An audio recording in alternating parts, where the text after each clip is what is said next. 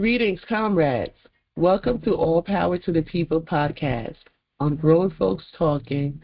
Express yourself in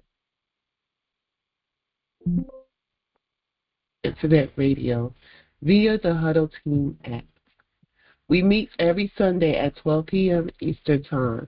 We discuss local, national, and global events that impact the material conditions of the people and provide viable solutions.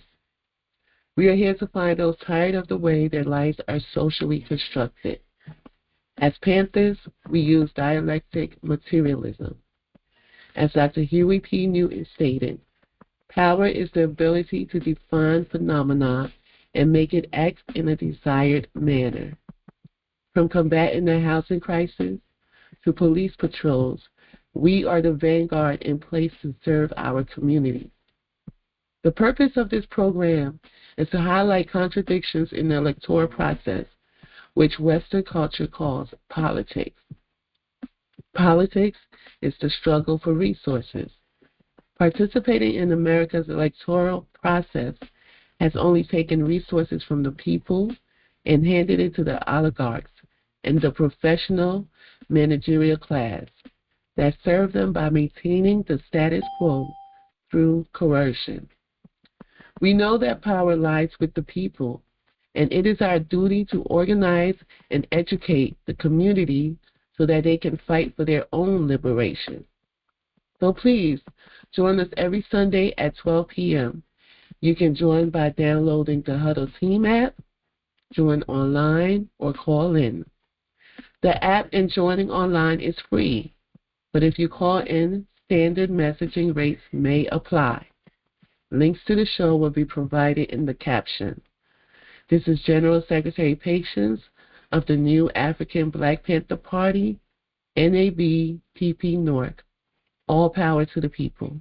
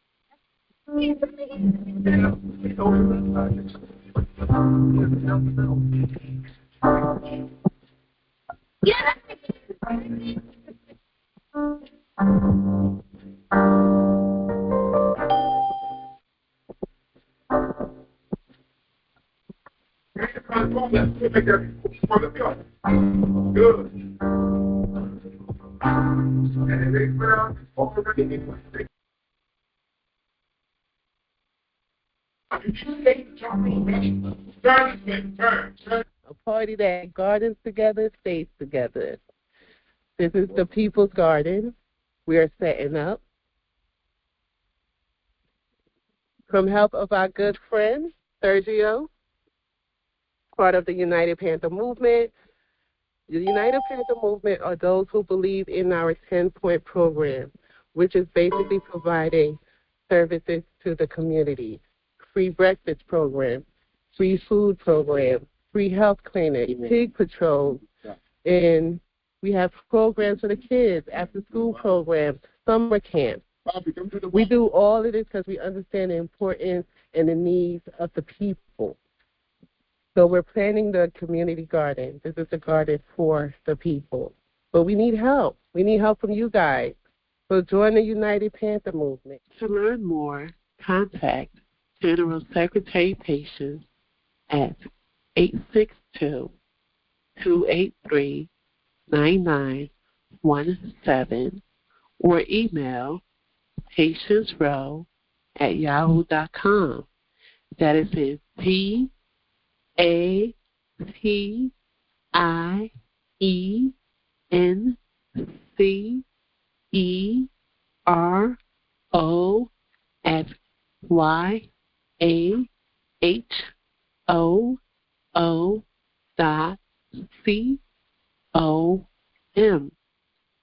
To help support the work we do, please send donations to Cash App, $, I live for the people. or Venmo / Zelle at phone number 862-283-9917. This is General Secretary Patience of the New African Black Panther Party, NAB, PP North. All power to the people.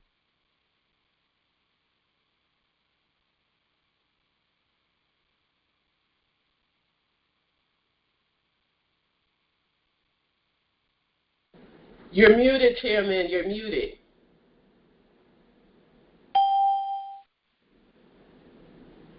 I'm coming. I got it. Okay. Hey, all power to the people. Welcome to All Power to the People on Grown Folks Talking Express Yourself. Happy Sunday, man. There's a lot of news out there. There's a lot going on out there, especially if you're politically connected, if you're paying attention. Everything just coming around. Like, and you could easily have predicted this, man. You could have predicted this. I don't know if anybody here went to any rallies or been anywhere the last couple of days, boycotted anything, but the liberals are out there with their rallies trying to fight back against Trump. I mean, it's all over. Well, we're in New Jersey. Cory Booker and all these people are here trying to say nothing about nothing. So yeah, it's been a lot going on politically, but they have no other choice but to go out and try to get people to support them. The people don't believe in them no more. And if you look at all them protests, all that stuff they were doing, the average person not in there. The average person that's out here being gentrified, being kicked out of their homes, they don't believe in them. And I was looking through the crowds. I didn't see no people of color in any of them crowds. Those are like, by and large, managerial people that work like lawyers, doctors, politicians, people that work in those fields. The people really not out there because the people don't believe in them no more. And that's basically what we're going through this week. And Mao is going to be explaining, what is it, political what, General Secretary? Political work. Yeah, political work. Mao is going to explain political work, and you're going to see from what Mao is saying why nobody's really following these politicians, why the Democratic Party is dead. I always say the Democratic Party is dead, but the Republicans are just there to try to revive them. Like, the Republican Party is trying to keep them alive. Everything that Trump is doing is by and large trying to keep the Democratic Party alive. Because these people should be dead and gone by now. Like, they don't serve the interests of the people. The people know that already. And they can't serve the interests of the people. Because to serve the interests of the people, they got to cut off their donors. They got to cut off the people that's funding them, that's giving them money, that they're giving the tax breaks to. The landlords that they're helping to gentrify the communities, push people into the streets, they got to walk away from those people. And they're not. They're not, because the system that they have created, the electoral process that they have created, only works on money. It works on money. They're not coming in the communities, trying to organize the community. They're not listening to the will of the people. They're not following the people. These people are just working for imperialists, for corporations, for companies. That is why they're dead. But then on the Republican side, they do the same thing too.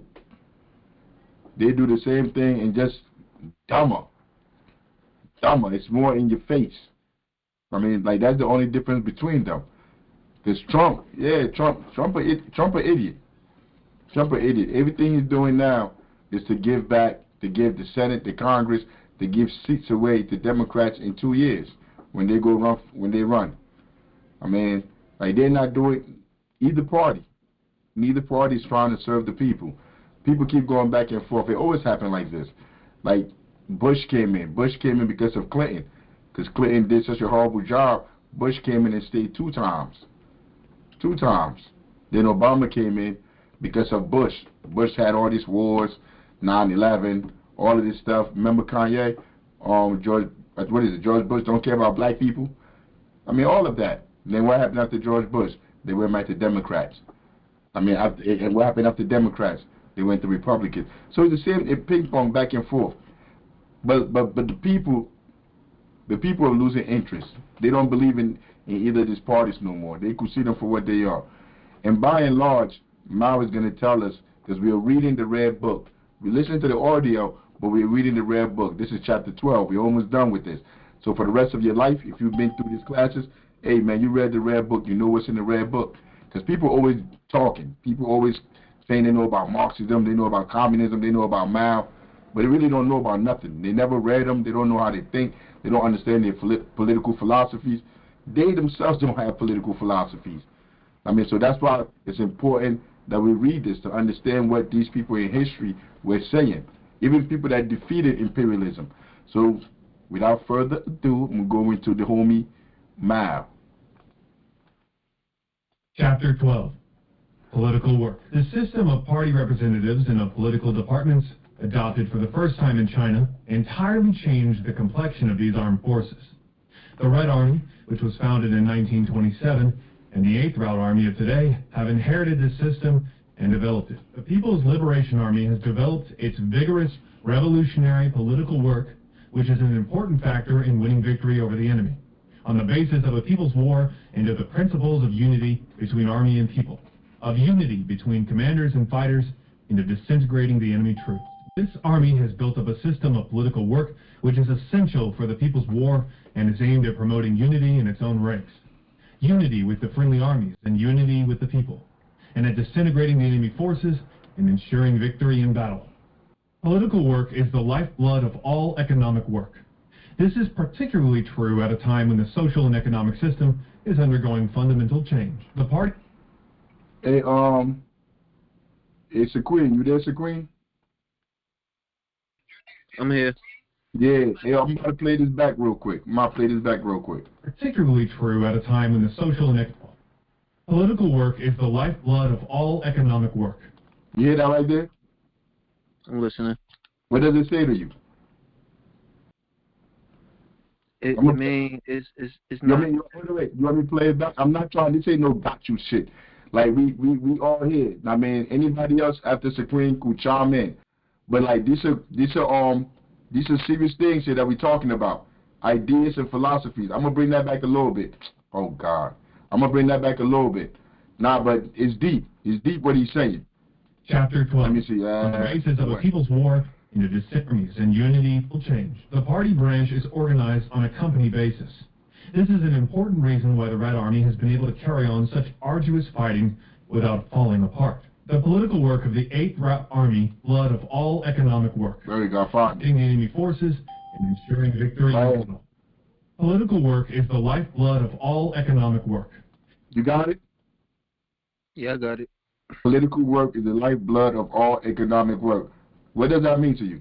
It's basically saying you can't avoid the politics if you're trying to participate in economics.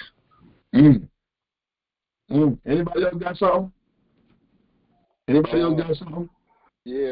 it sounds like how I took that was like you can't get into the you need it. Like it's a tool that also goes hand in hand with what we got to do to get to where we're trying to go. Basically, like it's important. It's just as important as a necessity.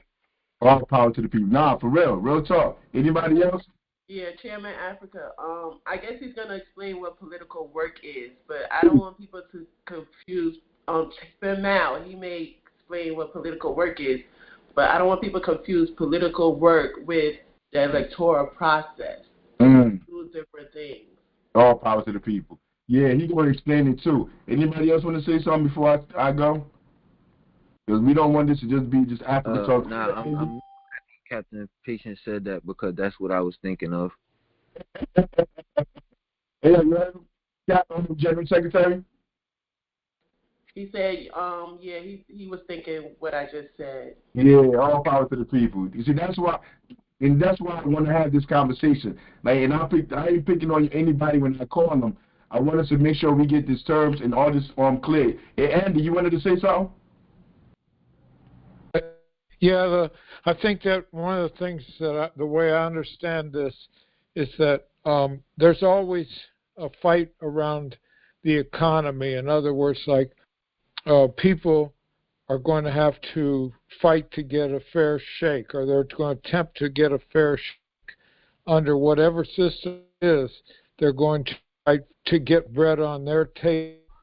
I thought that was real interesting in the meeting, that go from an individual approach to that to a group approach or a tribal approach, that we all need to work together to get our economic needs met.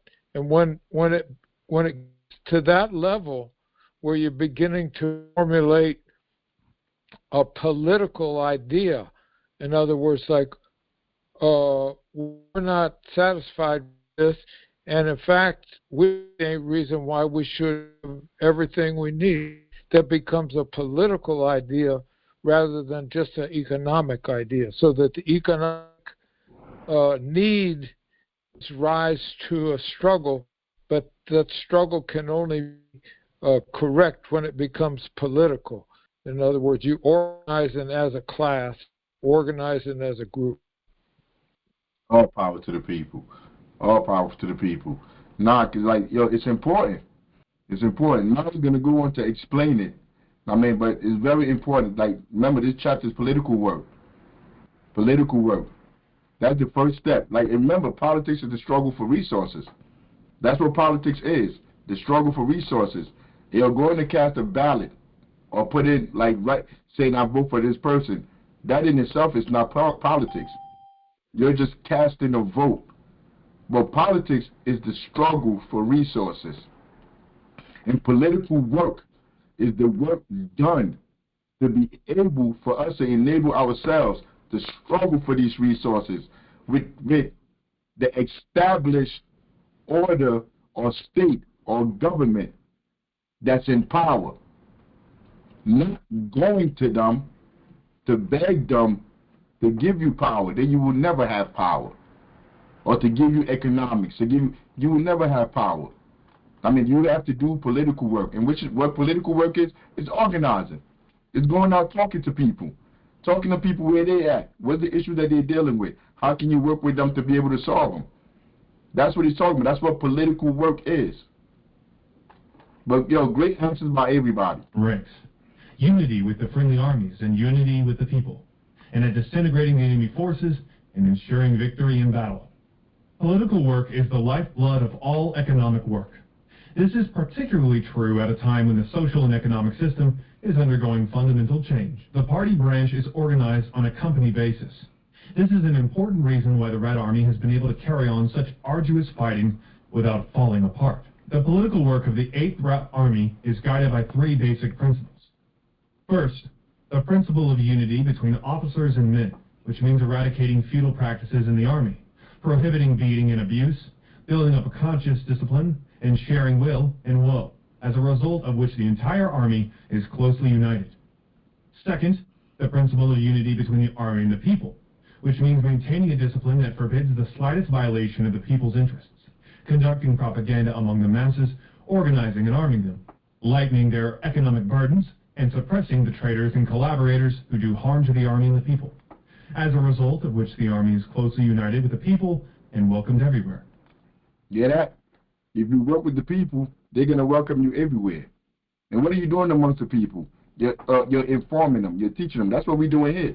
This is propaganda right here. What we're doing, going through this to read the book, to understand what imperialism is, how to deal with these people, what politics is, all of this, everything that we're doing is propaganda. This is a way of life, of teaching people the system that they're going through, what they're dealing with, and how they can defeat it.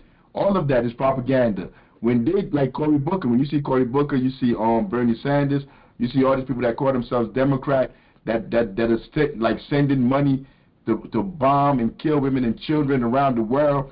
When you see these people talking on TV or staying up for 24, 25 hours giving speeches, it's all propaganda to get you to buy into what they're trying to sell. And what are they selling? The chairman, they say less than 24 hours after his 25-hour speech, he voted for America to send bombs to Israel to continue the genocide of the Palestinian people. Dang. And that's the whole point. I mean, they're frauds. They're liars. They cloak themselves in democracy. They may call themselves socialist, Democrats, but they're all working within an imperialist system. They're working within that system. And to be in that system, to work within that system, you have to be an imperialist. You have to push imperialist ideals and ideas. So what do you do when the people start to see you for who you are? You go out and talk for 24 hours and act like you did something after you just send money to go bomb women and children.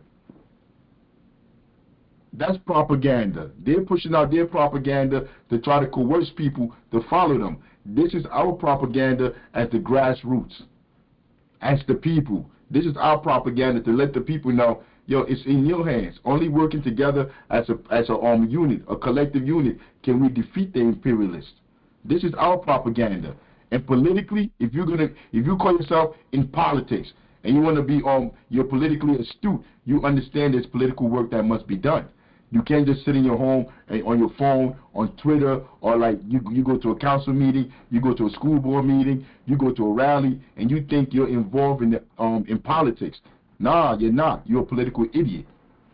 That's what you would be. But if you educate yourself and you understand what politics is, and you know all those things are not politics, going to a rally, going to go march, none of these things are politics. Like when you go to a rally or march, you're supposed to be using that to reach people, to organize people. That's not what they use for now. I mean, like, let's say when they have a rally in North, and everybody get up there, and then you get the speaker that come up there to speak, and they tell you, so this is what we're going to do. We're going to all walk down to Trenton. We're going to go all walk down to Trenton, and we're going to demand the oligarchs, pass laws, or give us boards that's going to help us fight for the people. They're just lying. They're jerking wreck. They're never going to have those meetings and be like, everybody that's here, all the hundreds of people that's here, thousands of people that's here, the government ain't doing nothing for us. It's time for all of us. You know what? Close the doors. Lock all the doors. Close them doors back there. Everybody go inside your pocketbook and get some money out for us to start building schools in our community. They're not going to do that. They're not going to do none of that. The only thing they're going to do is lead you right back into the lion's den. And that is not politics. That is all propaganda. Third, the principle of disintegrating the enemy troops and giving lenient treatment to prisoners of war. Our victory depends not only upon our military operations, this but part right here. on the disintegration of the lenient treatment to prisoners of war, welcomed everywhere. Third, the army making propaganda among the masses, organizing and arming them. The principle of unity between the army and the people, which means sharing will and woe, as a result of which the entire army is closely united. Second, the principle of unity between the army and the people, which means maintaining a discipline that forbids the slightest violation of the people's interests, conducting propaganda among the masses, organizing and arming them, lightening their economic burdens, and suppressing the traitors and collaborators who do harm to the army and the people. Pause. Let's pause right there. He giving the three things that you got that the army has to do as a who is the army? We're the army. We're the army. Like if you belong to an organization and you're doing this political work, you're out there doing this work for the people. You are the army for the people. We are working for the people. We are working to serve the people. And he's explaining here how we must be as an army working for the people, even as a party working for the people. Our code of honor, how we should behave. And I think that is so important. That's why I keep bringing it back. This is only 9 minutes long, but it's going to take us longer than that because I want people to understand what he's talking about. Because this is the most important part. The code, how you move amongst the people, how you behave amongst the people. You can't behave just like them. You can't behave like the savages. Then you're just like the savages. In abuse, building up a conscious discipline, and sharing will and woe, as a result of which the entire army is closely united. Second, the principle of unity between the army and the people, which means maintaining a discipline that forbids the slightest violation of the people's interests, conducting no violation of the people's interests. What are the people's interests? The people are suffering because they don't have enough money to buy food. The people are suffering because they don't have nowhere to stay. Those are the communities are dirty, they're run down, they're not clean, they don't clean them. When you talk to the people, these are the basic things they're dealing with. Education, educating their children. People, when you go out and talk to people in the community, like, they don't say, we had a meeting, we had the first ever, from my knowledge, the first ever People's Council meeting, where the people were told to come in and talk to us as an organization, as Panthers, and we're going to do what we can to solve their issues. So I'm thinking in my mind, people are going to come with stuff that are going to be too big for us to be able to handle. Even a few people that I talked to was like, dang, yo, that's going to be a hard task. How are you going to be able to meet these people's needs? Yo, when the people came, yo, they're suffering from the same issues that we're all suffering from. Now, we have the video here to show you from the meeting. But when you listen to them, they're suffering from the same issues that everybody else is dealing with.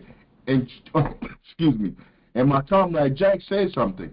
He said most of these issues that people are dealing with, all you really need is people power, something like that. I'm paraphrasing. It's not really, it has nothing to do with money. It's really having people power. I mean, at the crux of it, when you talk to people, when you go into this community and talk to them, that's all that is needed. People power, just coming together. Propaganda among the masses, organizing and arming them, lightening their economic burdens, and suppressing the traitors and collaborators. Lightening their economic burdens. People can't afford to eat. That's an economic burden. Political work is what? What do you say about economics? It's economic work. You're lightening. So if you're bringing somebody food every week, they don't have to use that money to go buy groceries. They know they got produce coming in. They know the eggs is coming in. They know they're getting chicken, they're getting meat. And after a while, they learn to depend on that. So now they don't have to, go figure out where they're going to get money from to be able to eat. So you're helping them. You're lightening it. And then you're pointing out the people that's making the prices higher. That's allowing the corporation to come in, buy it up, don't pay people enough, don't pay them enough to work there. You highlight those contradictions. You show them the people that's selling their buildings, their homes away to corporations and banks. See, that's our duty. And like, when we, duty, not duty, but duty. But like, when we listen to this and we reading now, everything we're doing is not reactionary. See, reactionary means like you just wake up one day and be like, yo, I feel this way, so I'm going to do this. Everything we do is come from study. We're not passing out food just because we want to pass out food for charity. We passing out food because our studies say this is political work. They're lightening the people's burden, their economic burden, to help them out with their housing. All these things that we're doing are scientific. Nobody's guessing this. I mean, and we're open. We're open as an organization, as a party. Everything we do, like we're here talking to you. We're here talking to you to recruit you.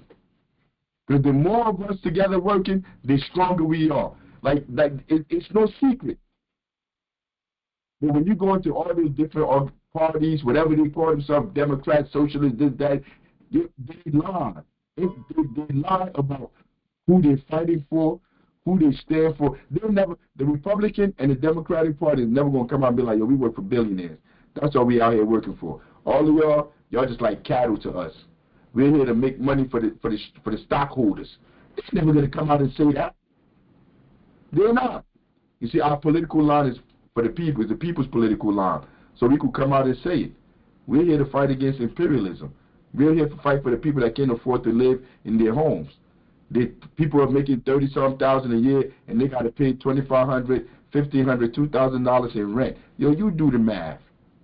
You do the math. Because the world that we're living in now is so chaotic, we're going to all have to answer to these things that are going on in our communities, one way or the other, through crime, through killings, all kinds of stuff, disturbances, riots. Everything is coming because this is the natural progression of capitalism. We're getting to the point where people are starting to see the emperor has no clothes. And they're going to start telling the emperor, like, bro, you ain't got no clothes on. But that is not democracy. You're not a conservative. You're conserving nothing. All you're doing is taking money and transferring it to one group of people. That's all politicians do. Who do harm to the army and the people. As a result of which the army is closely united with the people and welcomed everywhere. Third, the principle of disintegrating the enemy troops and giving lenient treatment to prisoners of war. Our victory depends not only upon our military operations, but also upon the disintegration of the enemy troops. Hey, did you hear where he said, with giving leniency to the enemy? See, like when they talk about China, when you hear about China in the news, they talk about how evil all these people are.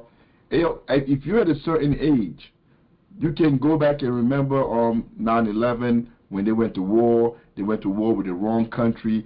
Talking about they had weapons of mass destruction, and then when they grabbed all those people, they put them inside prisons, and we all saw the brutality. We saw what they did to those human beings.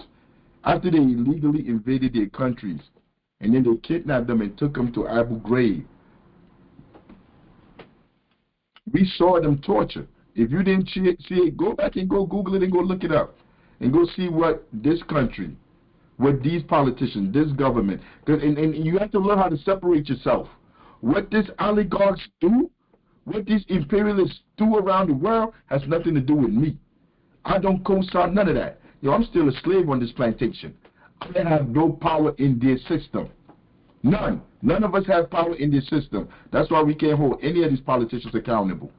They do exactly what they want. There's nothing you can do to them. Look at my man in New York, Eric Adams. Man, they got him on everything. They had him dead to rights. Trump administration, these people, this straight, let him walk off. No rule of law. No rule of law. And it's all people are seeing it. What you think? People don't see that? People don't see, like, people go to jail every day, B. People go to get sentenced every week. People are going. I don't remember the day of sentencing no more. I think it used to be like Wednesday or Friday. We used to go to in Hudson County, in the county out here in Jersey. You go down there. Everybody going down to go get sentenced for them to go to prison.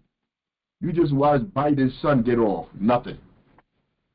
Biden, nothing. The whole Crown family. They gave them pardons going all the way back 2012. If you was born 2012, how old are you now? You're like 14, 15.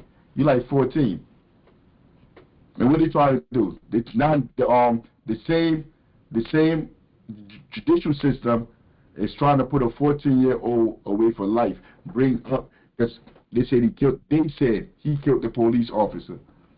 So now they don't want to charge him as a minor, which he is, under their system, under their legal system. They want to waive him up as an adult.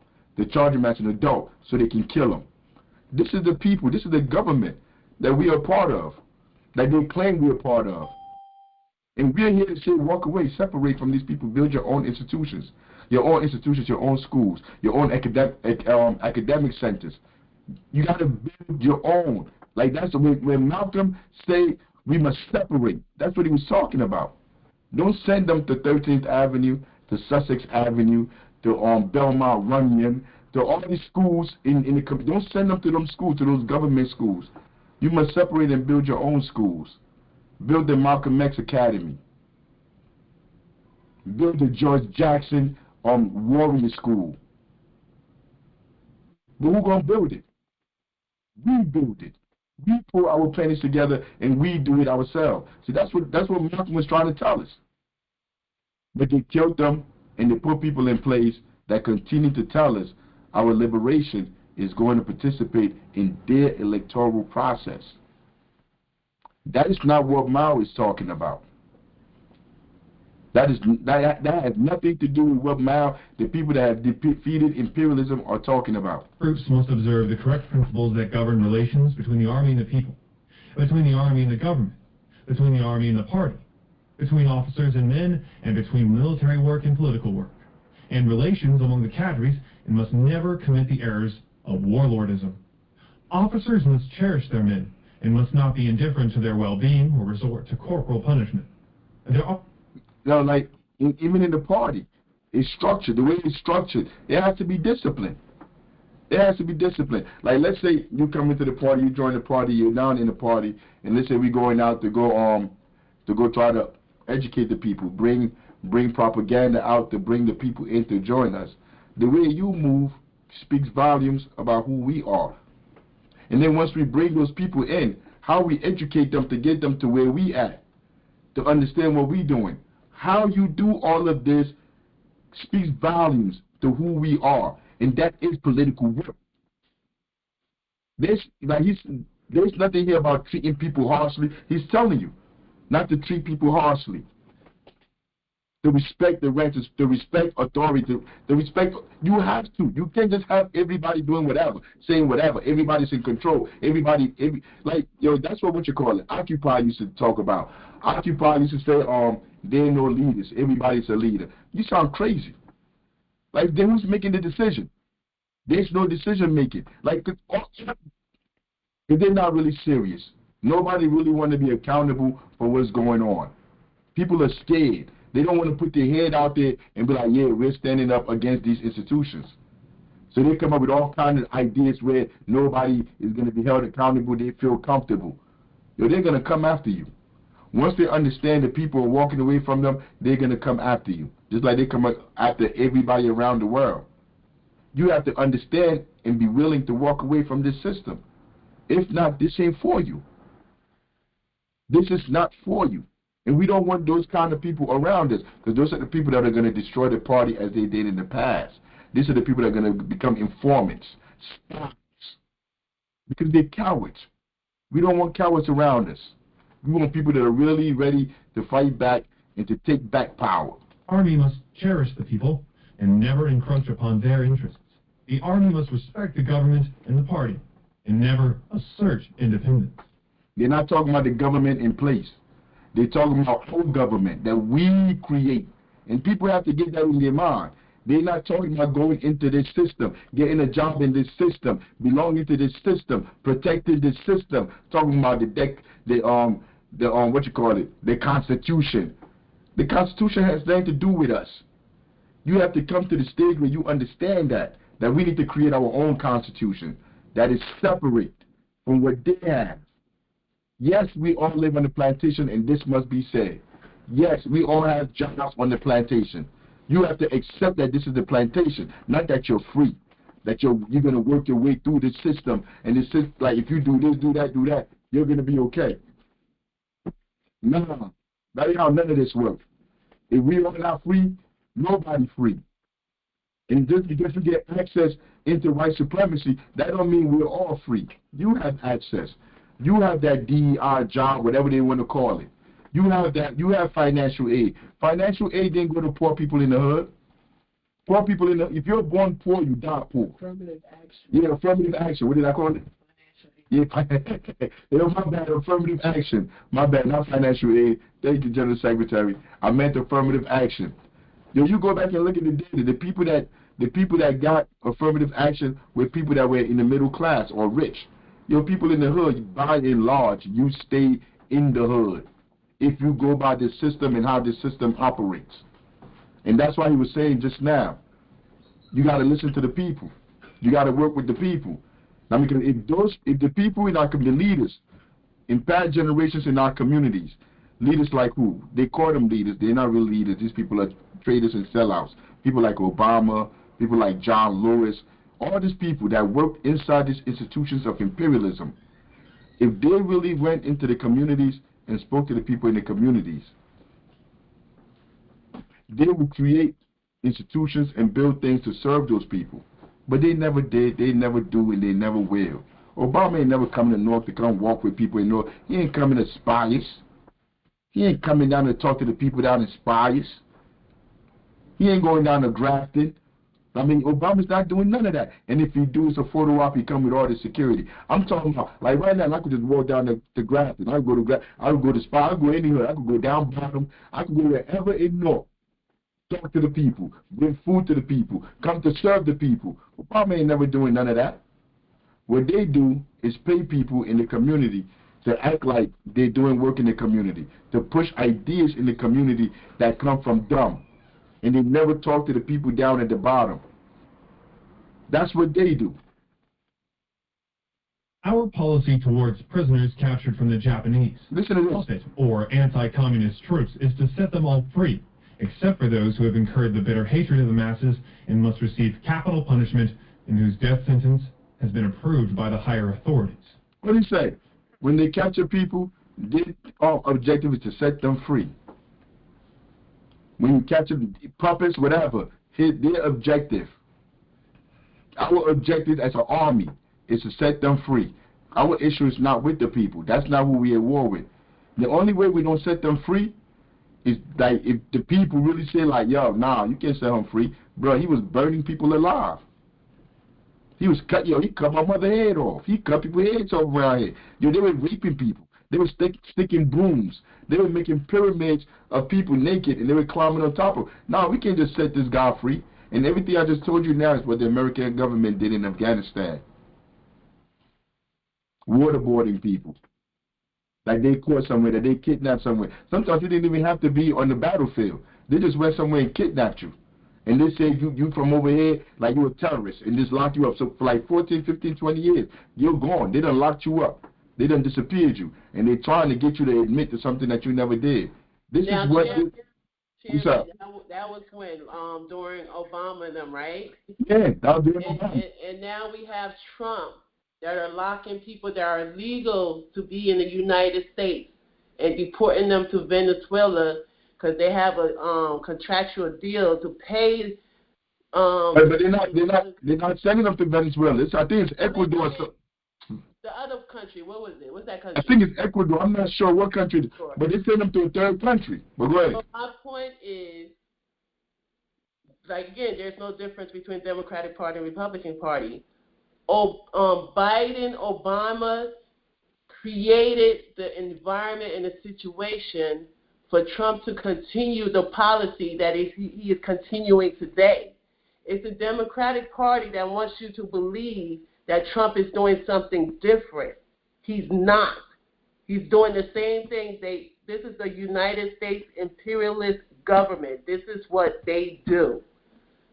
What you call it? See, Obama didn't even deport people. He just dropped bombs on them. He dropped bombs on American citizens. Go and look it up. Google it. Everybody got a smartphone now. We don't have to go bring everything and come show it to you. Go Google it. And now Trump can just grab people going to school and just deport them. See, like, if people are not going, oh my God, because it's a natural progression. People been watching the deterioration of this government, of this system of rule of law for decades. They've been seeing it now. And people, like, they've gone to the point where they don't even care about other human beings. But that's what they're doing. They're grabbing people. You here on a visa, you going to school, you walk into school, they grab you. They say, what? Because you did the First Amendment. You say, yo, it's messed up that Israel. You post it. Put it on your Facebook page, Instagram. Yo, it's messed up that Israel is over there bombing, what you call it? The Palestinians. The country is El Salvador. Somebody in the chat. Thank you, El Salvador. Thank you, El Salvador. That's where they're sending the people that they're grabbing. They're lying and saying these are gang members. They're just grabbing them. It's all a photo op. They're all doing it for photo op because Trump is trying to show people, like, look, we're tough on immigration. We're tough on immigration by breaking all laws, all rule of law. They adhere to no rules at all. These people are lawless. Sociopaths, savages. You must separate from these people. How do you pick somebody up and just send them to a third country where they're not even from? You don't even go through the procedure, like you got to go to court. They don't go through none of that. You're not going to court. There is no rule of law. These people just doing whatever. And then at the end of the day, the trick behind it is the conservative, whoever, MAGA, whoever's backing Trump, they're thinking like, yeah, he's getting rid of all the immigrants. But when it's all said and done, Obama deported more people than him. Biden deported more people than them. So it's just a farce. They're just playing games with you to make you think like they're doing things that they're not doing. Why would Trump want to deport anybody? He uses that labor. If you go to Mar-a-Lago, I guarantee you got people there working that's supposed to be undocumented. You go to the real estate, to the construction site, to everything they're doing, they have people that's not documented. That's why they let them in. You think they just let them in by accident? They let them in because they understand they want to suppress wages. Corporations do this. This ain't the people doing this. And then when the people get mad because they can't get no job, their wages are being depressed, they tell the people to be mad at the immigrants that are coming in. The same immigrants that are running from countries that they're bombing. Yo, it's all weird until you understand it. You get some political education and you understand like, yo, wow. This is why we must build our own institutions. Among the prisoners, those who were coerced into joining the reactionary forces but who are more or less inclined towards the revolution should be won over in large numbers to work for our army. Yeah, that? So he talking about on the macro level. He talking about like in military. Like when you defeat these people, you defeat their military, you should bring them in to work in our military. Like they're not going out there, like they understand. They understand the people are not the problem. It's the governments and the oligarchs that's controlling them. He said if they're sympathetic to what we're doing, we bring them in for them to join us and fight for the people. So it's just like here, yo, who are we at war with? As people on the ground, working in our communities, with gentrification, with all this, who are we at war with? Who are the people that are in position, that are passing laws, that are making our life hell, that's making our reality legal? Who are these people? Where are they coming from? And he's telling you, like, once you're at war with these people, once you see they're sympathetic, because there's people that work at City Hall that be telling me, a few of them told me this week, stay on, I can't curse on here, stay on this ASS, stay on them, Africa. We be following you. I need more content. Push more content out. There's a whole bunch of people in City Hall that work for the city, that work for sanitation, that work for all of these places. That be like, stay on the ASS, Africa. They be like, stay on them. I mean, and I understand they got to hold them jobs or they're going to be in the streets. You bring those people into your cadre. You bring them in. You don't turn those people away. You don't make enemies of those people. The ones that lie and act like they don't see what's going on in our community, we have nothing to do with those people. We have nothing, just like we're on a slave plantation. We all know we're on a plantation. We all know we catching hell on the plantation. There are people that will work, that will be working in Master House. I'm sure there were people. There was a lot of them that work in Master House and still work with the field Negroes. You don't turn those people away. You organize with those people to cut off Master Head. That's what we will be organizing on the plantation doing. We will be on some Nat Turner-ish. Not reactionary, though, but strategically planned. I mean, it's a difference. The rest should be released, and if they fight us and are captured again, should again be set free. Yeah, this is the people that they be. This is in Mao's book written in the 50s sometime. This is in the Red Book. Mao, China, that they was at war with, that the West was at war with. This is the stuff that's in the book that every single person that was in their organization had to read. And it's telling you, and if you didn't follow the rules in the book, you was dealt with. You was dealt with harshly. If you capture them, you set them free. If you capture them again, if you capture the people again, you set them free again. Nobody. No, you can't watch a movie or anything or any propaganda that they put out that they will show you the Americans are like this, the good people are like this. In every movie that you watch, the bad guy, they'll walk away like they're not going to kill the bad guy. Then the people that wrote the movie will make sure the bad guy picks up a gun to try to shoot them, for them to kill the bad guy, because they know instinctually that the masses of people, or they're trying to teach the masses of people to be vindictive, to want to kill that person, because they have done all these things, so you must kill them. The people not going to be happy about this movie unless he turn around and what was that movie back in the day? With is that Mel Gibson and the dude from The Color Purple? They used to have them cop movies. Lethal Weapon. Lethal Weapon. I remember that Lethal Weapon. You got to turn around and kill whatever his name is from South Africa. Like back then, it was after apartheid. So like they had South Africa. There's white people in South Africa with the bad people in the movie. So like everybody on the screen was just waiting like, you killed that white girl, you killed his wife, you killed his girlfriend, whatever. You got to kill him at the end. You can't let he turn around and put them bullets in him. But we read in Mao, in their propaganda, and they say when you catch the enemy, when you catch the Japanese that's been doing this like this all this time, that's been helping these Europeans, these white people do this to us, when you catch them, you let them go. If you catch them again, you let them go. That's a whole different level of humanity and understanding of why people do what they do. We should not insult them, take away their personal effects, or try to exact recantations from them. Without exceptions, we should take away their personal effects. I can't even keep going through this, because I just think about the judicial system here. I think about the legal system that we got to deal with as citizens, as residents, as taxpayers. They don't even treat you like this.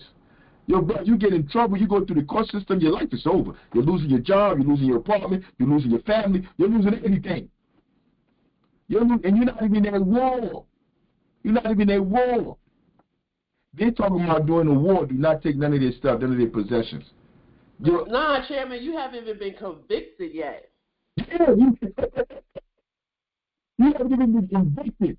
They'll let you sit in the county on the torturous, what you call it? Torturous what? Circumstances or reality. They'll let you sit there, do everything because they're getting paid. The jail is getting paid. The lawyers are getting paid. The people that work in the prison are getting paid. The cooks in the prison. Everybody's getting paid off your labor. They're exploiting you. So they'll do it. But listen to Mao. Listen, because they tell you, they're like, if you read this book, your Mao is a cult. You're going to become part of a cult. Maoism is a cult. Your Mao is telling you how not to be a savage. That's what I'm taking out of this. Because while I do understand the people that work for these institutions are my primary enemies, these are the people that are inflicting the suffering we all have. They're the one managing it. He's saying, when you catch them on the battlefield, like let's say one of them get fired.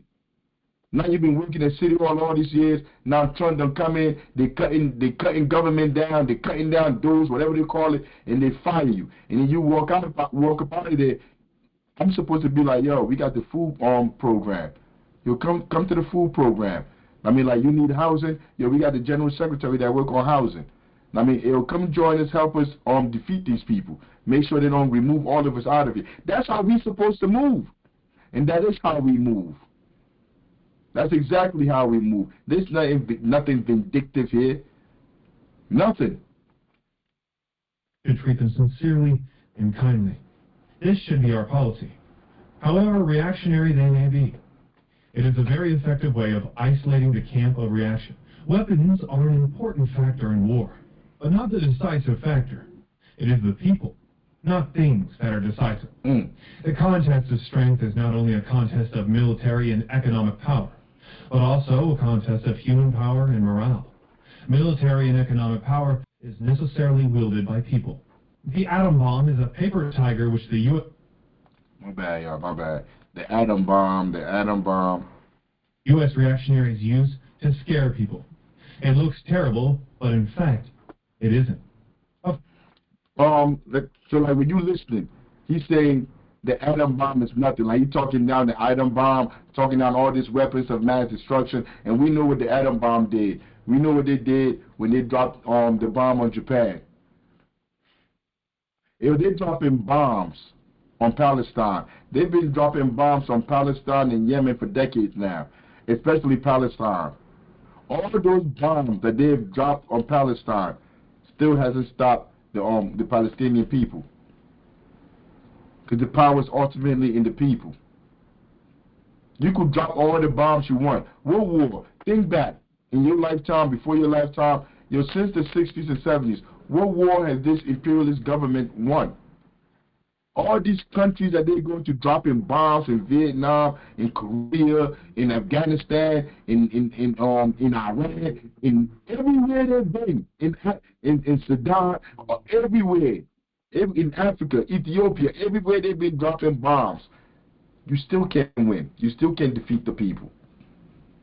And that's what he's saying. He's saying, yeah, these bombs is real. Yeah, they inflict damage. But these bombs is not going to help you win any war. Because wars won through politics. How you deal with the people.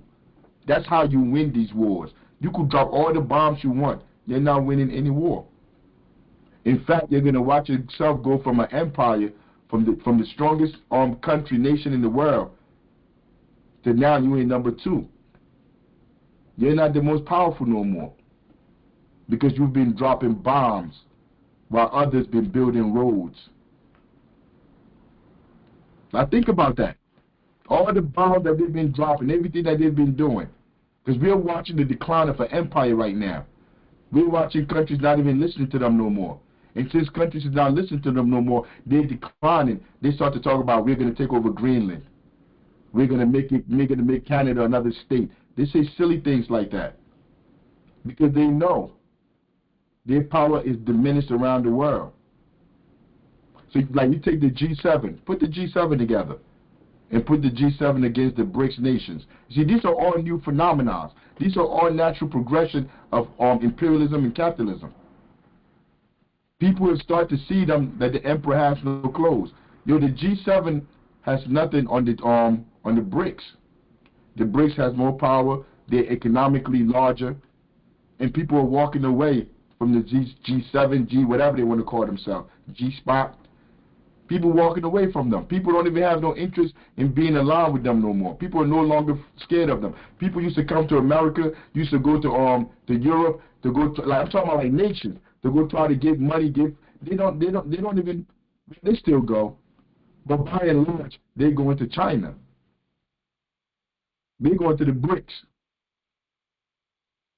And this is the world that we find ourselves in today. In this modern time, this is the reality that we find ourselves in. What are we going to do? What are we going to do as the people? That's the question. What are we going to do? I mean, and the answers are here. The answers are here on what politics is, how you build politics, how you fight back, how you organize to make sure you're not gentrified no more, that you're not starving out here. It is not going to a rally by Cory Booker. That's not what the solution is. Bernie Sanders is not the solution. AOC is not the solution. Why are they not the solution? Because these people work inside the machine that's here to oppress us. And they're all liars, and we've seen Bernie Sanders' career already. Bernie Sanders is a liar. He's a fraud. AOC is a fraud. They have all voted to kill people.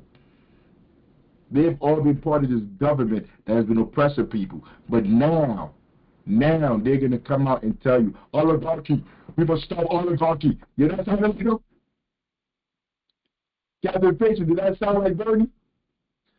Say it again. Say hi. I don't think I will get it again. Captain Patient, did you hear me?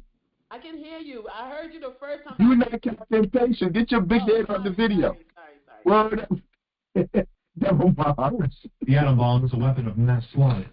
But the outcome of a war is decided by the people, not by one or two new types of weapon. Soldiers are the foundation of an army, unless they are imbued with a progressive political spirit. And unless such a spirit is fostered through progressive political work, it will be impossible to achieve genuine unity between officers and men. Impossible to arouse their enthusiasm for the war of resistance to the full, and impossible to provide an excellent basis for the most effective use of all our technical equipment and tactics. The purely military viewpoint is very highly developed among a number of comrades in the Red Army. It manifests itself as follows. 1. These comrades regard military affairs and politics as opposed to each other and refuse to recognize that military affairs are only one means of accomplishing political tasks. Some even say, if you are good militarily, naturally you are good politically. If you are not good militarily, you cannot be any good politically. This is to go a step further and give military affairs a leading position over politics. Ideological education is the key link to be grasped in uniting the whole party for great political struggles. Get that? Education. Education is a key link. Look, when parties are broken up, when stuff happens, it usually starts on the inside. It's chaotic on the inside. Things are not working right on the inside. Everybody not on the same wave. That's how stuff gets broken up on the inside. And he's telling you.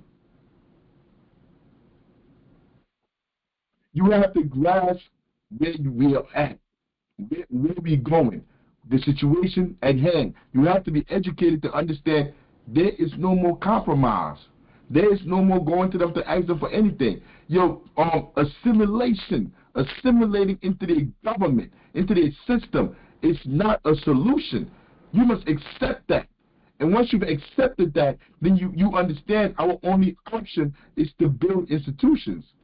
Then you don't waste everybody's time by coming up with ideas like, let's go put up a candidate in their imperialist elections so we could put them into office. So we waste all that energy, all that time, all that money and put it into somebody to go run, to be inside of their party, into the electoral process to be able to do nothing. Because you're not changing nothing. You're one. Nobody has time to put 10, 20 to fill the whole cabinet up with everybody, and then they just come down and arrest everybody, kill everybody, put somebody else in. Nobody got time for that. All that energy you use to try to put people into the system, you should have been building institutions in your community. You should have been doing political work in your community to build up your community, to be able to withstand what's to come. Because I don't know if you people understand it or not, these people got bunkers. When you look at people like Bernie Sanders, you look at people like Cory Booker, you look at people like Donald Trump, all these people got bunkers and places to go after they start a war, start a nuclear war. They're not going. Their children not dying. We dying. And if you don't understand that's how dire our reality is, then you're not ready. You're politically naive. And you got to be educated to understand where we're at, the precipice of where we're at.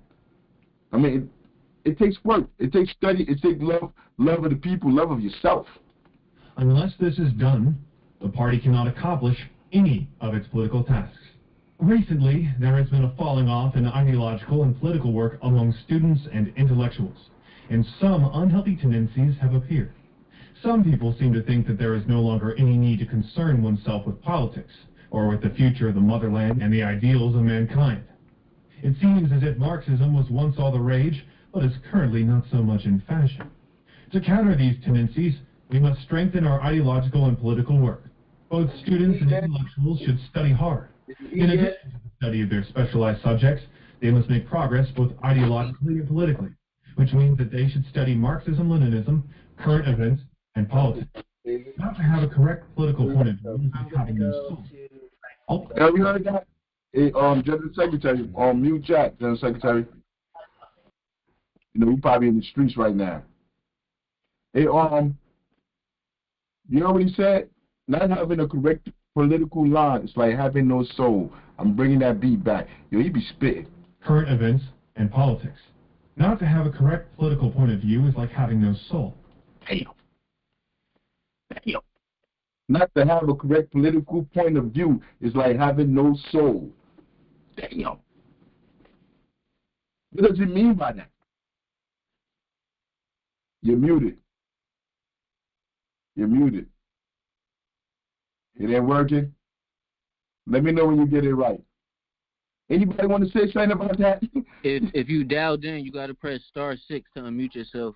No, my thing was, I got it. Thank you so much. But did he say, I think he said correct political, right? Yes.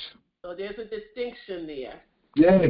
If you don't have the correct political point of view, it's like having no soul. It's right there on the screen. It's still right there on the screen. Yo, anybody want to say something about that? Because that's deep right there. That's deep. You didn't get that? Hey, Jack. He just got the speaker on. He just off mute, just wailing. Nah, but political point of view. I mean, I ain't never look at it that deep, but I could understand the context of it. You gotta have some type of moral compass, or like you gotta have some type of line you stand on. Yeah, a political philosophy. Like I'm against imperialism. I'm against exploiting the people. If you don't have a political point of view, like if you don't, like, then what are you standing for? What are you there for? What is your purpose? Just to make money. Just to make money. You're a whore and you're a sociopath. You're just there to make money. You have no political point of view. You have no sincerity. Hey, Jack, you was about to say something? Or you dropped off again? Yeah, I think he dropped off. Now, that's the comrade. He's probably out right now on the street doing some work right now. I'll be telling him to tune in, because we're going to talk about him in a little bit and the work he's doing out in Plainfield. All departments and organizations should shoulder their responsibilities in ideological and political work. This applies to the Communist Party, the Youth League, government departments in charge of this work, and especially the heads of educational institutions and teachers. After receiving political education, the Red Army soldiers have all become class conscious and learned the essentials of distributing land, setting up political power, arming the workers and peasants, etc. Dang. You hear what they are? Dang. But after you get political education, after you understand what class you're under, who you're fighting under, I mean, you understand, now you're ready to go out and work for the people, to serve the people. But first you must have this political education to understand the whole class structure and where you fall and what you're fighting for. Like, most people go out, like, everybody heard about it, but most people should have heard about it. USAID. Trump is getting rid of USAID. So you're sitting here and you hear, because you're a political novice, you don't know nothing about politics, and you say to yourself, USAID. aid. So USA giving aid to these countries, and Trump is shutting it down. Oh man, that's a bad thing. You out in the streets protesting, you on your social media page talking about this, that, and the third. But then you go look into it. You do some political education. You look into what USAID is. And you look how these people come into the government, give money to corporations that's going to talk negative about the government that's in place in that country. That government has been elected so they can overthrow that government and put somebody in place that they want, that the imperialists want. You learn that. You look at it, you're like, oh my goodness, this is what I was supporting. See, but when you're politically ignorant, you don't know what you're supporting. Just because they put the name on there, you think that's what it is. Just because they say Democrats, you think these are the good people. When the whole time you have no soul. Because they got you just running around supporting all kind of weird, hateful, criminal, sociopathic behavior. Because that's what they are. The USAID gives no aid. If you don't believe me, go look it up. Bribery is not aid. Bribing people to try to overthrow their government is not aid, or to push propaganda. That is not aid. They all know they are fighting for themselves, for the working class and the peasantry. Hence, they can endure the hardships of the bitter struggle without complaint. No, he said right there that, like, once you graduate, once you become part of the army, you know you're working for the working class, the peasants, the people. So now with all the hate that comes, everything that they throw at you, you're strong enough to be able to survive that because you know this is what's going to come when you're fighting for the people. That's what he's talking about with political education, why it is so important. So like after you've been working, you've been doing all this work, and then you see somebody, you see them in the media. Like let's say they call you out, they call you something, they say you're a liar. You don't let that affect you. You know they're lying. Whatever they call you out there, we know as an organization, like that's not you. You know that's not you. But people let all these things affect them. Your wife, they go to your wife and they tell your wife, they may even doctor videos. They could do whatever, show them. Like this is like look like try to put you in a different light. But she should know. Your wife should know. Your husband should know. Your spouse should know. The whole group should know. Like this is what these people are coming in here to do. They're coming in to cause confusion. Why? Why do we know that? Because we went through the political education classes. We see how they've done it in the past. And you know the people that are in the organization with you. I don't want nobody around me that's a savage, that has no integrity, no character, that I can't trust. I should be able to close my eyes around you. I should be able to go to sleep with the people that are in our circle around me.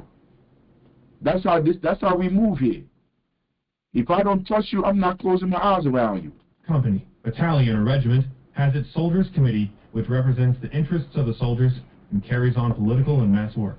The correct unfolding of the movement for pouring out grievances, the wrongs done to the laboring people by the old society and by the reactionaries, and the 3 checkups on class origin, performance of duty, and will to fight, greatly heightened the political consciousness of commanders and fighters throughout the army in the fight for the emancipation of the exploited working masses, for nationwide land reform, and for the destruction of the common enemy of the people, the Chiang Kai-shek bandit gang. It also greatly strengthened the firm unity of all commanders and fighters under the leadership of the Communist Party. On this basis, the Army achieved greater purity in its ranks, strengthened discipline, unfolded a mass movement for training, and further developed its political, economic, and military democracy in a completely well-led and orderly way. Thus, the Army has become united as one man, with everybody contributing his ideas and his strength. An army fearless of sacrifice and capable of overcoming material difficulties, which displays mass heroism and daring in destroying the enemy. Such an army will be invincible. In the last few months, almost all the People's Liberation Army has made use of the intervals between battles for large-scale training and consolidation. This has been carried out in a fully guided, orderly, and democratic way.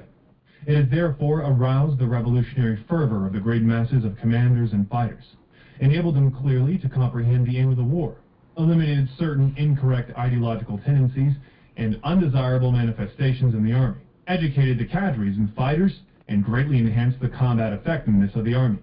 From now on, we must continue to carry on this new type of ideological education movement in the Army, a movement which has a democratic and mass character. The educational policy of the college, the anti-Japanese military and political college, is to cultivate a firm and correct political orientation, an industrious and simple style of work, and flexible strategy and tactics. These are the three essentials in the making of an anti-Japanese revolutionary soldier. It is in accordance with these essentials that the staff teach and the students study. Our nation has always had a traditional style of hard struggle, which we should develop.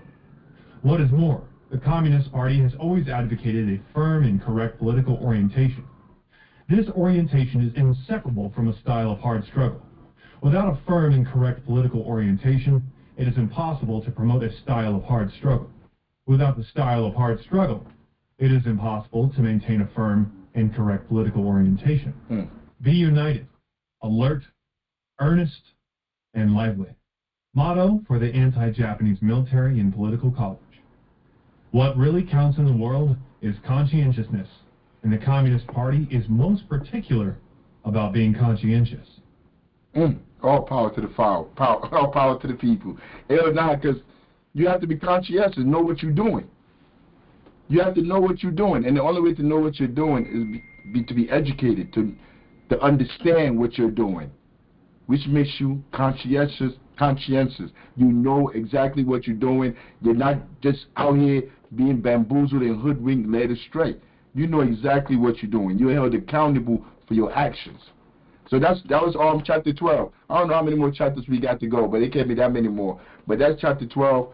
Now I thought it was good. Like, he never disappoint. Chapter after chapter. Now, how does this apply to our daily lives? I was gonna go through this. I was gonna listen to them, listen to some managerial black folks talk about politics and what politics is to them and describe what we should do politically. But I don't think we should. I think we should focus on doing what we do, pushing what we push. So I'm not even going to go to them. We don't need to have a discussion with them today. Unless you insist, General Secretary. Only if you can go to the last part, Geechee's part, when he's trying to explain what revolution is. So we can just let the people know why he's so we can fast forward to his part. Well, let's welcome. Absolutely. The argument around identity caucuses inside of the Green Party. Everything right now. I don't know really about the underrepresented. I think I might tell you where your feet at or what's going on, but there still is a lot more work. It's not there. Like, it's in the beginning.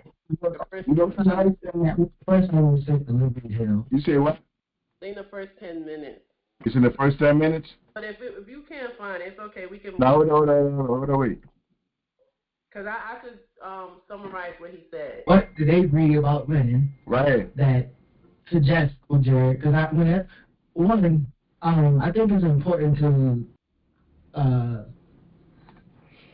ask those people, Jared, because whenever you say they've gotten away from Lenin, I'm like, what did they agree about Lenin that suggests that those people? So basically what he's talking about right now, to get you caught up, this show, whatever they were supposed to be doing here, was getting criticized, and they're saying they're moving away from the teachings of Lenin, Mao, and people like that. They're moving away from the teachings of them. So he's giving a critique against those people that say they're moving away from the teachings of the stuff we just read just now. And he's giving analysis like what's wrong with what they're saying. People, and the people that follow them seriously didn't have any strategy to take power and organize for revolution, which means to be able to have others engage your policies in a desired manner to achieve a social order that you want. I don't know. You want me to keep going with what he's saying? Because that's right. So I'm going to push back on what he defined as revolution, because he's saying that get people with revolutionary ideas to push policies within this imperialist capitalist system. That's not how revolution works. Revolution don't work within the system. Revolution is trying to tear down the system as it stands. And that's why he's a reformist. All of them are reformists. They twist the philosophy around to fit into their capitalist ideals. And it will never fit. It won't work because revolution is antithetical. I hope I'm using that word right, to capitalism and imperialism. You cannot fit revolution into this system. That's not how revolution works. So when you hear people talking like that, or when you hear titles like the most progressive, radical mayor or president or council person, it's a lie, because that's not how that works. Revolution is anti-system as it stands, anti-status quo. But look right here. Look right here. Support our Patreon. Right there. They got their little chat. People be giving them money. Yo, they're not on here like, yo, Jared Ball. He's the head of a department or something at a university. Renee, right here, she works at another school. She's not on screen because she doesn't want the people at her school and stuff to know that she's on here talking about whatever they're talking about. Like all these people, like these are managerial people that, like, they're not going by none of this. But and 1 second, Chairman, Renee is part of the Green Party. So she is pushing for people to come vote for the Green Party so they can get into a political seat within this system, which they have never done before, which they're not going to be. The system gets rid of third parties, and they know that. I didn't even want to play this right here, because I didn't even want to go into all the arguments and stuff that they said. But even when you said that just now, Renee said she doesn't know any other way to liberate ourselves without dealing with the system, going into the system and dealing with this electoral political process. That's a lie. That's a lie. We've told you. I've told you. They've told you. If you read any of these books, they told you to separate and build your own institutions. You choose not to because you work in their institutions and you're an enabler. I mean, but aside from all of that, I don't touch these people.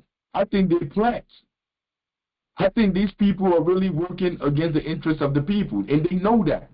So, like, that's why I didn't even want to go into this conversation with them, because these people are not even valid. They're not activists. They're not people that you should even be having a conversation with, because they're not coming in no communities to work with anybody. Hey, Andy, you had your hand up for a minute. Go ahead, Andy. Yeah, well, one thing I wanted to say about the Green Party is it's a known fact that Jill Stein betrayed the working class people and try to cut a deal with the Democrats, and she had Democratic operatives running her campaign, and she got rid of the people who really represented the working classes. So she's a non-starter. She didn't get hardly any votes, and there is no way, there's no path forward within the system. So we have to build our own institutions, like you say, our own educational. The one thing I did want to say about, like, Marx and why his contribution was important, and it was like, 150 years ago, so it was a long time ago.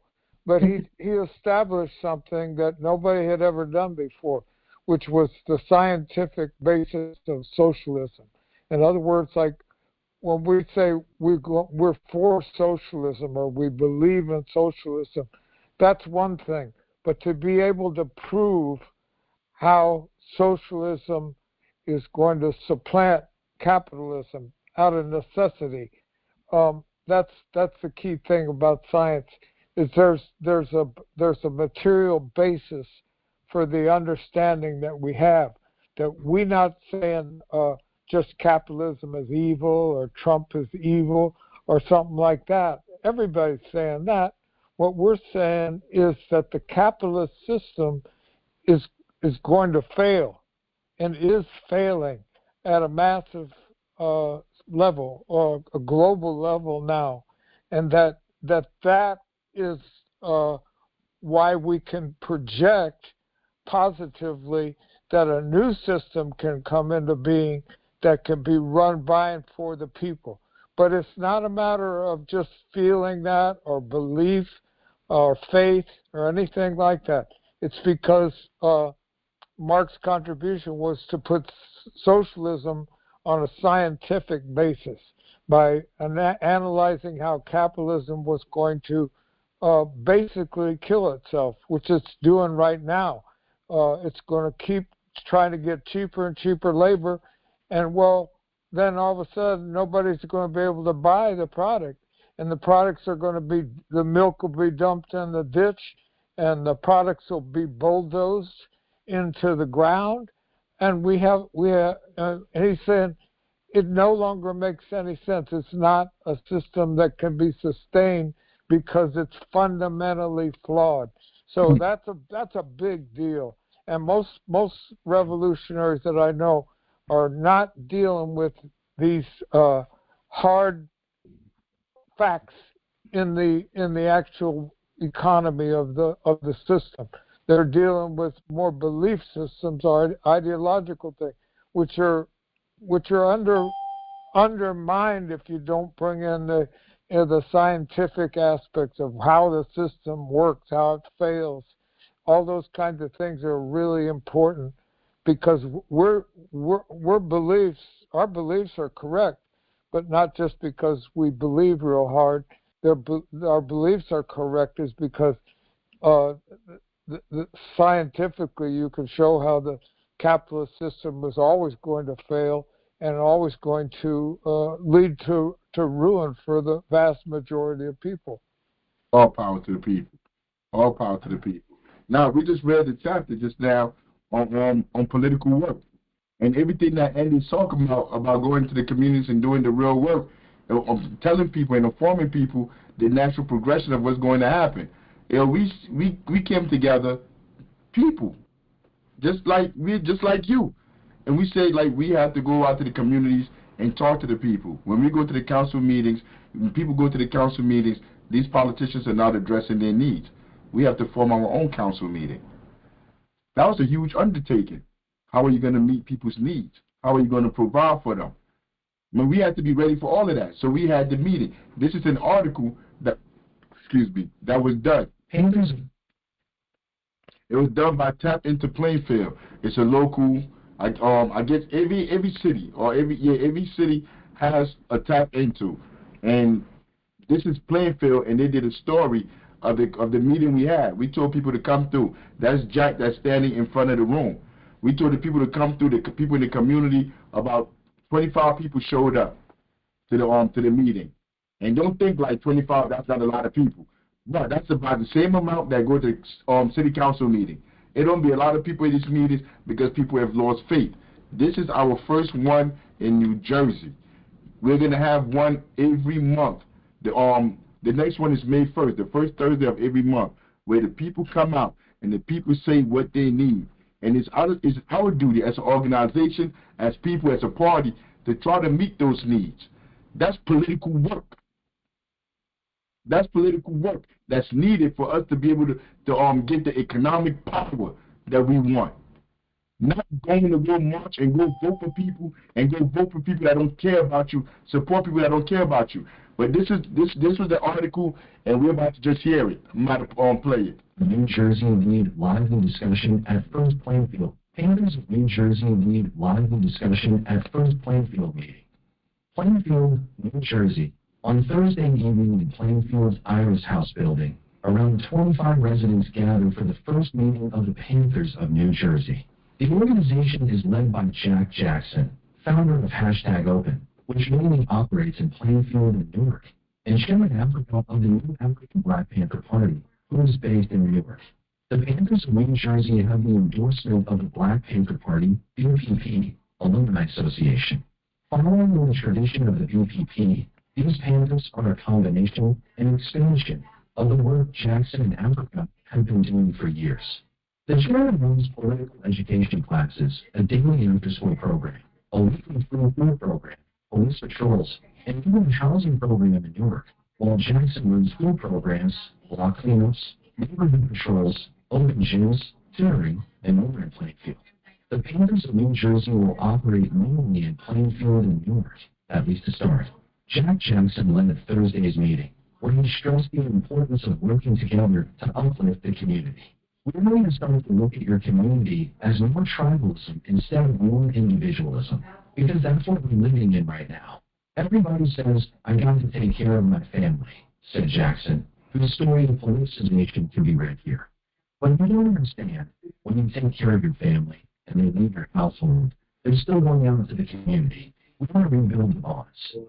Jackson invited attendees to sign in and to note their skills and interests near their names. He also asked everyone to sign another list if they'd like their street to be cleaned by the group. Thursday's broad discussion spanned food insecurity, crime, political education, domestic violence, substance abuse, litter, community gardens, and more. All seemed inspired by the exchange of ideas and excited about what's to come. A lot of the issues to build a bond with the community can be solved with more money, said Jackson. All you need is manpower, action, and just moving forward. Without the people, this country, everything ceases to exist, said Chairman Africa, who took the... No, says Chairman Africa. Without the people, there's nothing. Like when I say it here, it's just not a euphemism. I'm not just talking to be talking. You know, without the people, it doesn't matter what Trump do. It doesn't matter what any of these people do. Without the people, they're done. They're cooked.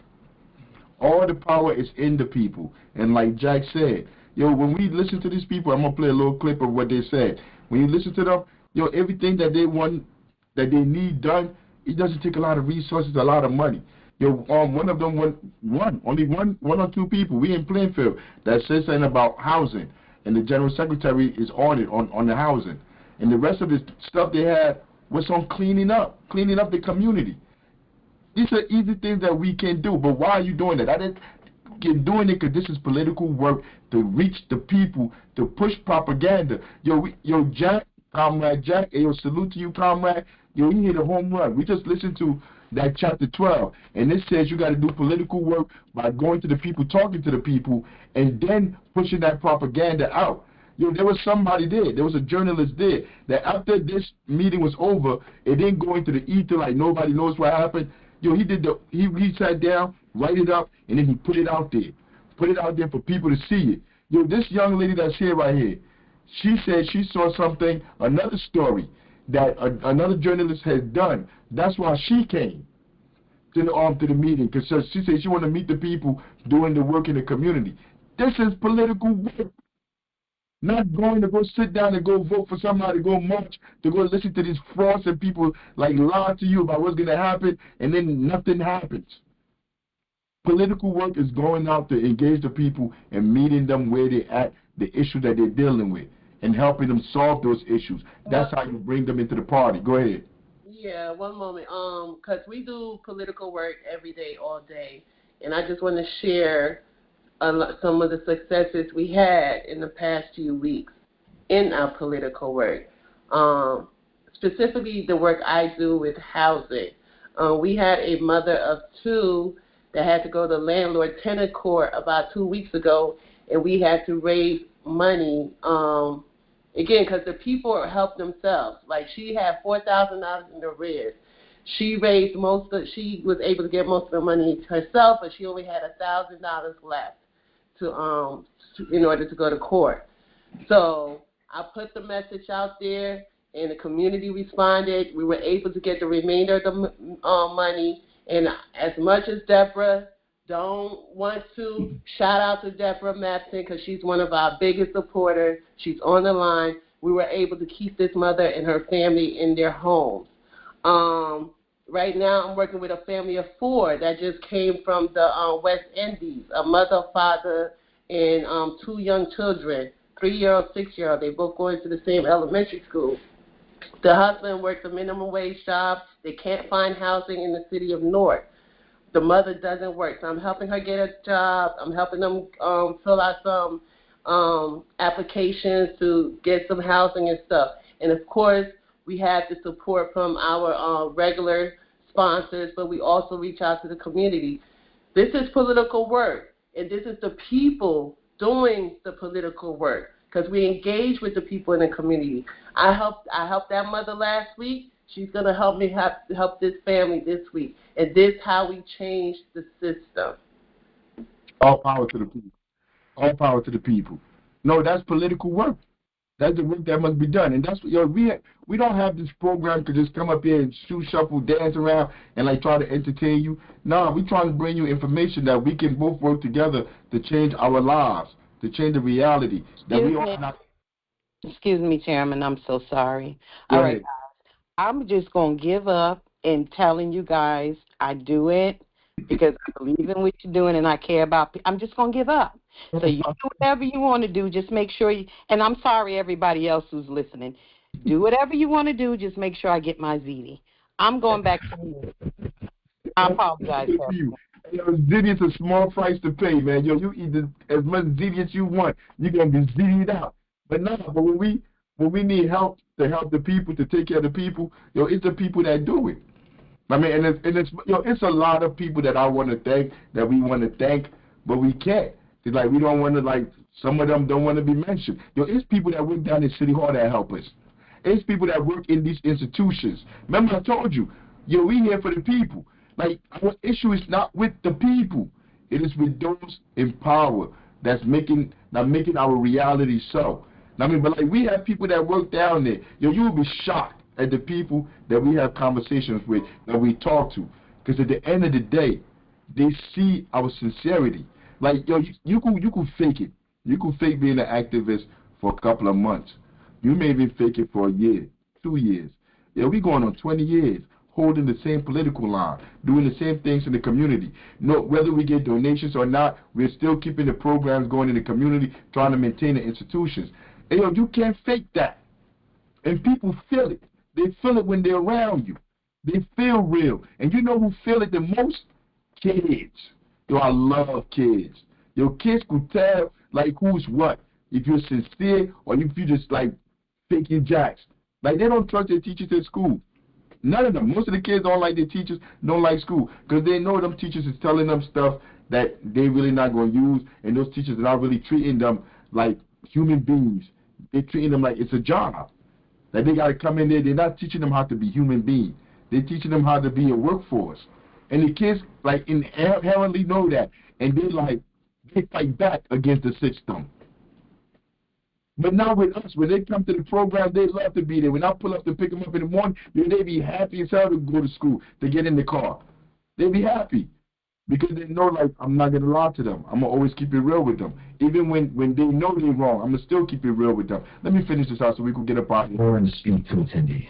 Everybody's worried about Donald Trump, but if the people are together and they're working together, those people are done. They can't defeat us, and that's what we have lost as people.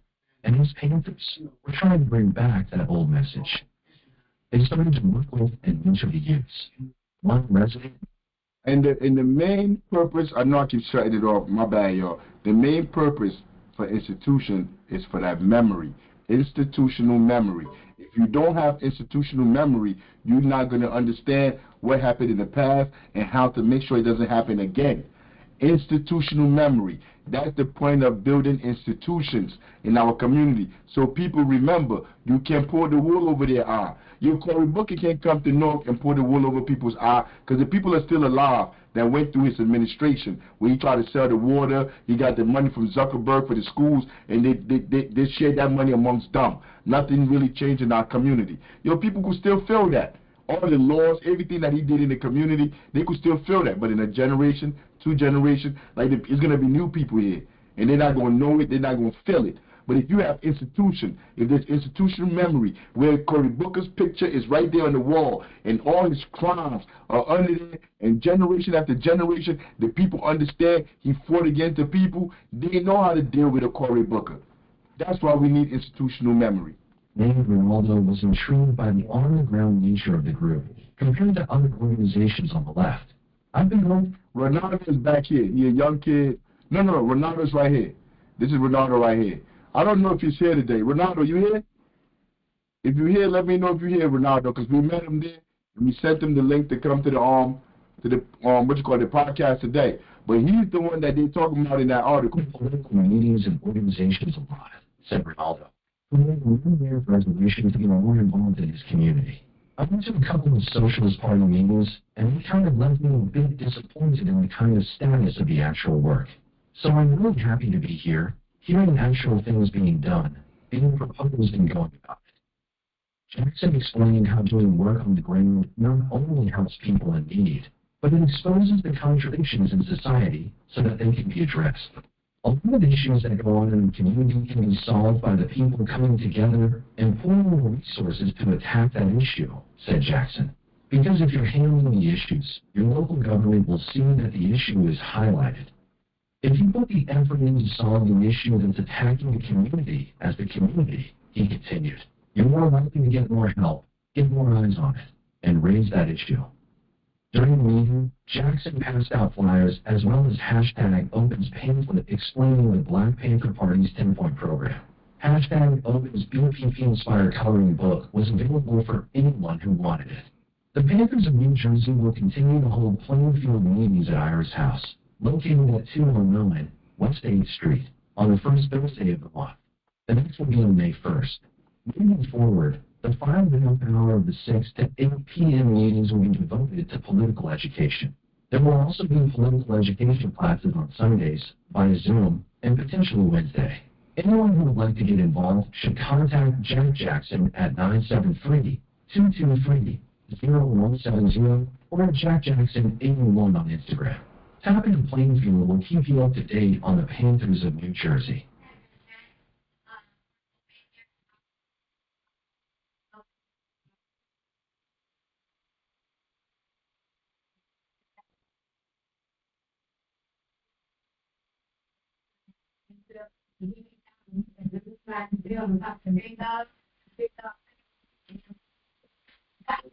So this we have to here as first Thursday because I love how we here take one of our floors and we offer your application to say our foundation and take out the prevention. Other different programs. So that's Crystal. This space that we're in, this is the people that provided the space. Yo, we don't have no money to get no fancy places like this. Yo, Crystal provided the space, and she's saying the other stuff that they do in that space. AIDS awareness. They had packets of condoms and stuff in the back. They had a whole bunch of stuff in there, like talking about the issue that the people in the community are dealing with. I mean, like nobody. This is not no secret stuff. We don't like. Look at this girl right here. Y'all see the girl on the screen right here? Looking, she was so funny the whole time. The whole time she was moving, bro. You see her face, General Secretary? Yes, I see her face. She was trouble, y'all. But anyway, nothing we doing here is secret squirrel stuff. We not planning on taking over this, doing that. But, this is just the people coming together to work together. I mean, because like when the government did this, I don't know, they're going to call us Marxists, that Russia is telling us that we get gentrified, that China is the one that's sponsoring us. Yo, bro, we just called out and told people to come to pull up. And people pulled up to come have a conversation. And then we've already scheduled when we're going out there to go help the people. Let me see, where's this right here? Or, they're going to get HIV tested or they have a passion. Yeah, he's just giving a little spiel. He giving a little spiel about what the place does. But like when you have these meetings and you're thinking like people gonna come with all this stuff, like in North, we say we bringing it to North. We're working on the date where we're gonna time and place where we're gonna bring it to in North. And we like when people come in North, they're gonna come with real issues. Like like somebody killed my brother, but I'm hoping they don't come with like stuff that we cannot deal with. I hope they come with the average stuff that everybody's dealing with. I mean, but in this community where we was at, the things they needed help with, we can all do. Now listen to this brother right here. One second, Chairman. Also, that meeting wasn't just to hear the people concerned. The Panther New Jersey also brought in people that could help address some of those concerns. Like that brother in the white T-shirt with the white hat standing against the wall. He said he's going to help out with the garbage cleanup, right? So he's bringing his resources to the table. And this is what we talk about, the community pooling their resources together to provide for the community. And he's doing that for free. No, but check this out, GS. See, I just got a new nickname for you, GS. Check this out, GS, but bro right here got out of prison, I think like in 2017. He came home from prison, and he said he's been working since then, and he's been on the ground doing this work, trying to help other people in the community. So by himself alone, it's a whole story. There's a whole story behind it of who he is and all the work that he's been doing in the community. And I'm so happy that I'm gonna get a chance to know him. Bro, funny as hell. He seemed like he seemed like one of them real cool dudes outside that you know in the hood, whatever. He real cool. I heard him speak. He talked about the stuff he want to do, what he's doing in the community. And I'm telling you, when you come into these spaces, this is where you meet the real of the real. Those that are not real don't show up to these spaces. They don't come here. You know, most of these people that are here, they were not even just looking to be helped. They're looking to help other people. Yo, man, like I'm telling you, like doing this, you get to meet some of the greatest people around.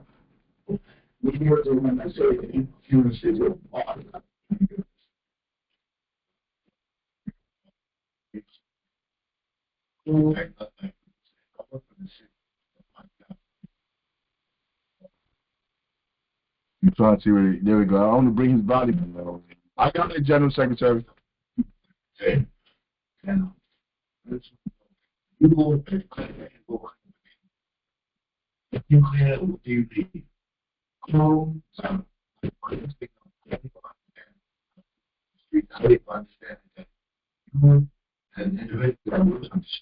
You got to help keep exactly.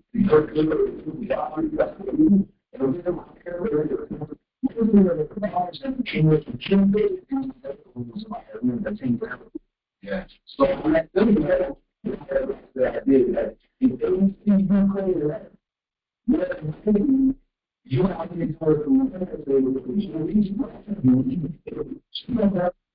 let me turn that down a little bit. If the police grab you.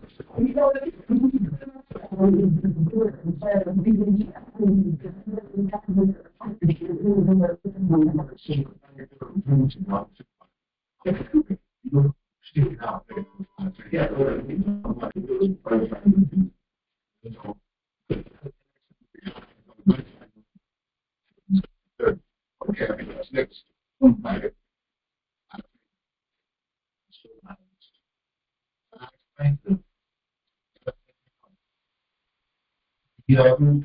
Keep it clean. And not do something. Exactly.